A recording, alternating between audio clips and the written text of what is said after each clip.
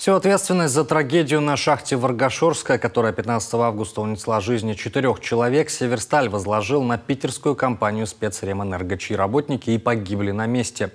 Пробелы со стороны подрядчика якобы были в подготовке инженерной документации и расчетах. Аварийная галерея, или, говоря гражданским языком, конвейерная лента углеподачи, как объект в версии холдинга, был полностью передан приезжим специалистам, представителям компании, которая, цитата, «заслуживала доверия при проведении работ».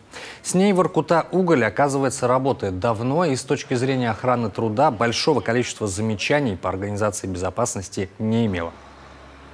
С момента передачи объекта по акту допуску, безусловно, ответственность полностью лежит на организации, которая взялась за выполнение этих работ.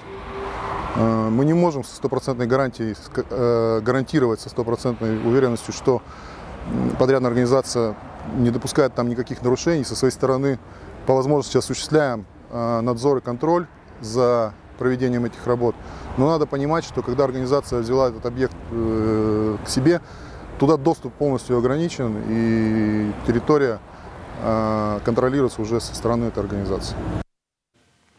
Директор по промбезопасности Северстали сказал, что они стараются следить за тем, чтобы подрядчики работали с соблюдением всех требований и правил. Но в рамках, цитата, «больших строительств» смена таких организаций происходит очень быстро и долго, системно прививать какие-то нормы и правила они просто не в состоянии. В свою очередь, в Спецремэнерго погибших монтажников назвали профессионалами своего дела. Компания приняла решение о выплате материальной компенсации их родным.